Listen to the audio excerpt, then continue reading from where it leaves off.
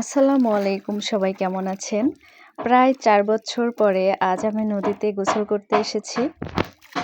ছোটবেলায় অনেক গোসল করেছি এই নদীতে, কিন্তু এখন আর গোসল করা হয় না। তো অনেকদিন পর আজকে নদীতে গোসল করতে আসলাম আমার ভাইয়ের সাথে। আর আমাদের নৌকা ছিল এখানে বাঁধা। নৌকার উপরে বসেছিলাম আর কি যে ভালো লাগছিল, মনে হচ্ছিল সেই ছোটবেলায় চলে গেছি। তো দুজনে মিলে খুব সুন্দরভাবে একটু খেলা করছিলাম নদীতে এসে। তো ইসরাফিল ঝাঁপ দিয়ে দিল কি জোরে! এটা দেখে আমারও খুব শখ হয়ে গেল যে আমিও নদীতে একটা ঝাঁপ দিয়ে দিই। তো আমি কিন্তু সাঁতার কাটতে জানি। তো এখন আমিও ঝাঁপ দিব। ঝাঁপ দেওয়ার জন্য একটা প্রস্তুতি নিচ্ছি, কিন্তু অনেক ভয় লাগছিল। অনেকদিন ধরে নদীতে গোসল করা হয়নি। তো এই ব্যাঙের মতো আমিও ঝাঁপ দিয়ে ফেললাম। আর নদীতে ঝাঁপ দেওয়ার পরে মনে হচ্ছে আমি সাঁতার কাটতে পারছি না। মনে হচ্ছে সাঁতার অনেকটাই ভুলে গেছি। আর ভারী, ভারী অনুভব হচ্ছিল। একটুখানি সাঁতার কাটতে হাঁপিয়ে যাচ্ছিলাম।